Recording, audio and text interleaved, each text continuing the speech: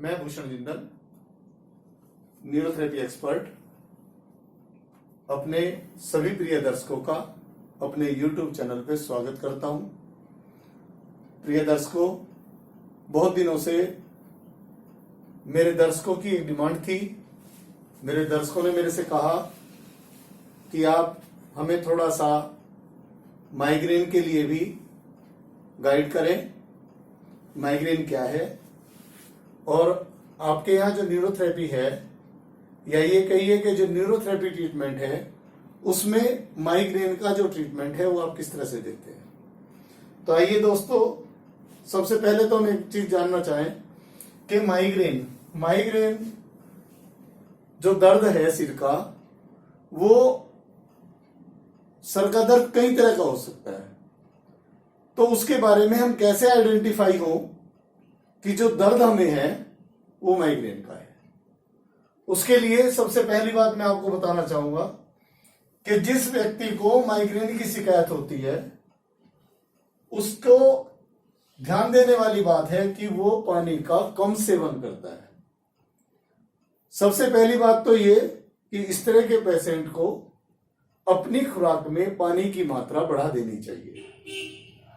पानी की कमी के कारण उस व्यक्ति को यूरिन हार्ड आएगा, पीलापन आएगा, उसकी बॉडी में एसिडिसिस की शिकायत होगी, यानी कि एसिड उसका बॉडी का बढ़ा हुआ होगा।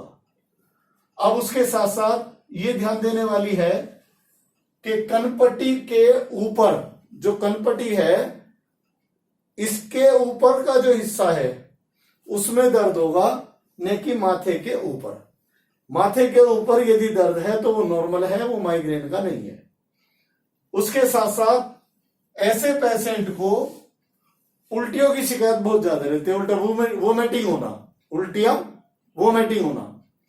तो ऐसे पेशेंट में क्या होता है, वोमिटिंग की शिकायत आती है और जब वो उल्टी करके आता है तो उसको कुछ रिलैक्स मिल जाता है। उसके साथ साथ हमें ये जानकारी करनी होगी पेशेंट से कि दर्द एक साइड में है या दोनों साइड में। किसी किसी पेशेंट में माइग्रेन का दर्द केवल एक साइड में होता है, लेकिन कुछ रेयर केस में, जैसे मेरे पास पेशेंट आते हैं, तो उसमें यह भी देखा गया कि उसको माइग्रेन का जो दर्द है वो दोनों साइड में होता है। इसके साथ हमें यह भी ध्यान करना है, पेशेंट से जानकारी लेनी है कि सुबह जब पेशेंट उठता है उस समय माइग्रेन का दर्द बढ़ा हुआ होगा। जैसे जैसे टाइम आगे बढ़ता रहेगा दर्द कम होता रहेगा, पहले से बेटर स्थिति आती रहेगी, और टाइम आगे बढ़ता रहे तो दर्द और भी ज्यादा कम होता चला जाएगा। उसके साथ साथ ऐसे पेशेंट को कॉन्स्टिपेशन की शिकायत होती है, यानी कि वो पेशेंट हैवी कॉन्स्टिपेशन से गुजरता है। इसके साथ साथ ऐसे पेशेंट जिनको माइग्रेन की शिकायत है, ऐसे पेशेंट में ज्यादातर लो बीपी की शिकायत पाई जाती है।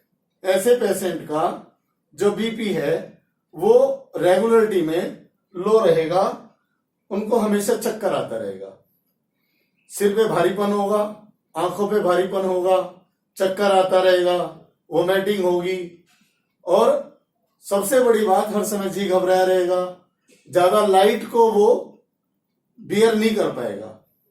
यदि आप उसे लाइट में बैठा दोगे बियर नहीं कर पाएगा, और कभी उसे गर्मी लगेगी, कभी सर्दी लगेगी। इस तरह का एटमॉस्फेयर उसके बॉडी का बना रहेगा, कभी सर्दी कभी गर्मी। उसके साथ ऊंची आवाज को वो व्यक्ति बर्दाश्त नहीं कर पाएगा। यदि कोई व्यक्ति ऊंची आवाज से बोल रहा है या 5-4 लोग बैठ के आपस में डिस्कस कर रहे हैं, तो माइग्रेन का जो पेशेंट होता है वो उसको बियर नहीं कर पाता। माइग्रेन वाले पेशेंट के अंदर चिड़चिड़ा टाइप का उसका बिहेवियर हो जाता है। इसके लिए सबसे एक चीज मैं बता दूं कि हमेशा माइग्रेन का जो पेशेंट होगा उसका जो बायां हाथ है, बाएं हाथ की जो अनामिका उंगली है, यानी कि रिंग फिंगर है, उसमें हमेशा दर्द होगा। जब आप इस तरह से करके उसको चेक करेंगे तो वो दर्द से भरी हुई होगी, जबकि उसके दाएं हाथ की जो रिंग फिंगर है उसमें या तो दर्द होगा नहीं या उसके मुकाबले कम होगा। तो ये बात आप जान लें। इस तरह का यदि लक्षण हमें दिखाई देते हैं तो ये माइग्रेन के लक्षण है। अब हम न्यूरोथेरेपी में इसको कैसे ट्रीट करें? यदि पेशेंट को माइग्रेन है तो हमें न्यूरोथेरेपी ट्रीटमेंट देते हुए सबसे पहले हमें क्या देना होगा? एसिड ट्रीटमेंट देना होगा, ताकि उसकी बॉडी में जो नेचर एसिडिक बनी हुई है वो एसिड और एल्कलाइन का बैलेंस हो जाए। तो सबसे पहले ये, उसके बाद हम देंगे एहिपेरिन। एहिपेरिन ट्रीटमेंट देने से दो चीजें आती है, एक तो एसिड पे कंट्रोल होता है, जो एसिड बढ़ा हुआ है वो कम हो जाएगा। उसके अलावा शरीर के किसी हिस्से में एसिड ज्यादा होने की वजह से यदि कहीं कोई क्लॉट बना हुआ है, ब्लड का क्लॉट किसी भी हिस्से में बना हुआ है, तो वो डिसॉल्व हो जाएगा। उसके साथ साथ ये भी ध्यान रखने वाली बात है कि हम जो एसिड का हेपरिन दे रहे हैं, एहिपेरिन में केवल हम इस फॉर्मूले को तब तक देंगे जब तक उसके बाएं हाथ की जो रिंग फिंगर है उसका दर्द कंप्लीटली रिमूव ना हो जाए। जब उससे दर्द निकल जाए तो उसके बाद हम उसको तुरंत जो है एम हिपेरिन शुरू कर देंगे। एम हिपेरिन यानी के ब्रेन के लिए। मेनिंजाइटिस, एम मीन्स होता है मेनिंजाइटिस, मेनिंजाइटिस हिपेरिन, ये ट्रीटमेंट हम उसका शुरू कर देंगे, ए हिपेरिन बंद कर देंगे। उसके साथ साथ तीसरा जो ट्रीटमेंट हमें देना है 3 गैल, 7 लीवर और 8 लेफ्ट पार्को।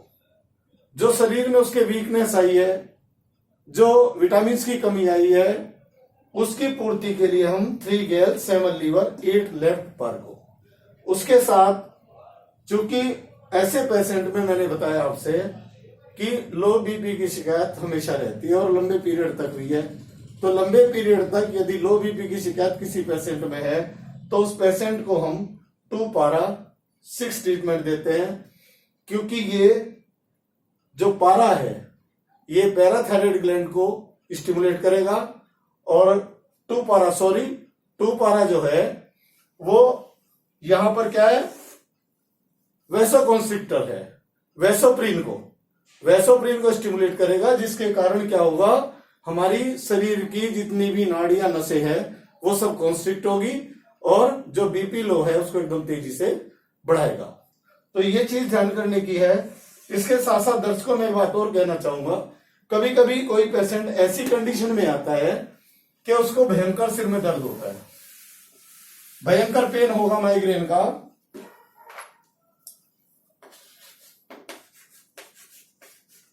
भयंकर दर्द है, तो उस कंडीशन में ये जो मैंने आपको ट्रीटमेंट बताया, क्योंकि इस ट्रीटमेंट को देते हुए कम से कम हमें 8 दिन में, 10 दिन में, 15 दिन में कंट्रोल होगा। लेकिन यदि वो पेशेंट उस स्थिति में आ रहा है कि भयंकर पेन है, इमरजेंसी केस है, तो उस कंडीशन में हमें सबसे पहले आते ही उसको क्या देना होगा, 15 मेडुला। 15 मेडुला। उसके बाद हम दूसरा जो ट्रीटमेंट देंगे जिसको हम एंजिना ट्रीटमेंट भी बोलते हैं, न्यूरोथेरेपी में, उसमें क्या है 4 मेडुला क्लॉकवाइज, T1 T2, ये ट्रीटमेंट हम उनको देंगे। उसके साथ साथ कुछ गर्दन की ट्रीटमेंट भी देंगे, जैसे नेक घिसाई।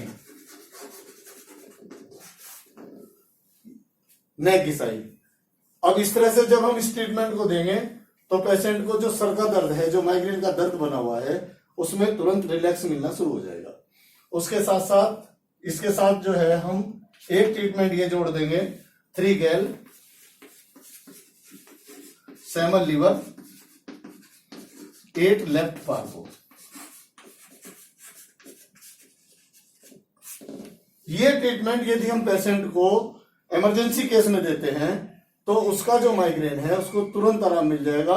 ये लगभग जो पेशेंट को हमने ट्रीटमेंट दिया ये 20 से 25 मिनट लगेगी और 20 से 25 मिनट बाद उसको 90% रिलैक्स मिल जाएगा।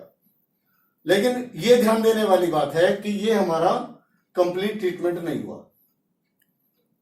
जो मैंने आपको पहले ट्रीटमेंट बताया, ये ट्रीटमेंट इमरजेंसी देके फर्स्ट एड टाइप में, और फिर उसके बाद हम इसी ट्रीटमेंट को जो मैंने पहले बताया था वो हम कंप्लीटली शुरू कर देंगे, और ये हम रेगुलरिटी में उसको 8 से 10 दिन देंगे, और 8-10 दिन देके फिर उसके पॉइंट्स चेक करेंगे, उससे जानकारी लेंगे अब कितना इंप्रूवमेंट है, और जैसा इंप्रूवमेंट है उसके हिसाब से फिर अपने ट्रीटमेंट को हम चेंज कर लेंगे। तो मेरा आप सभी दर्शकों से एक निवेदन जरूर है कि जो मैंने ट्रीटमेंट बताया है, इस ट्रीटमेंट को आप, मेरा आग्रह है आप लोगों से, खुद ना लेके आपके नजदीकी जो भी न्यूरोथेरेपिस्ट है, जो न्यूरोथेरेपी सेंटर है, उस पर जाकर लें। इमरजेंसी में आप ये ट्रीटमेंट ले सकते हैं। मैंने आपको न्यूरोथेरेपी ट्रीटमेंट के बारे में थोड़ा समझाया है कि हम लोग कैसे न्यूरोथेरेपी का ट्रीटमेंट देके बीमारियों के ऊपर कंट्रोल करते हैं। लेकिन मेरा निवेदन फिर से है कि इसमें यदि आप खुद ट्रीटमेंट करते हैं तो मे बी पॉसिबल, यदि कोई नस आपसे गलत दब गई या किसी तरह का आपने कोई गलत इसमें फॉर्मूला यूज कर लिया तो पेशेंट को दिक्कत आ सकती है। तो मेरा निवेदन फिर से है कि आप अपना जो भी नजदीकी न्यूरोथेरेपी सेंटर है उस पर जाकर एक्सपर्ट जो न्यूरोथेरेपिस्ट है उससे ट्रीटमेंट लें। बहुत बहुत धन्यवाद मेरे दर्शकों, बहुत बहुत धन्यवाद। जय हिंद, जय भारत माता।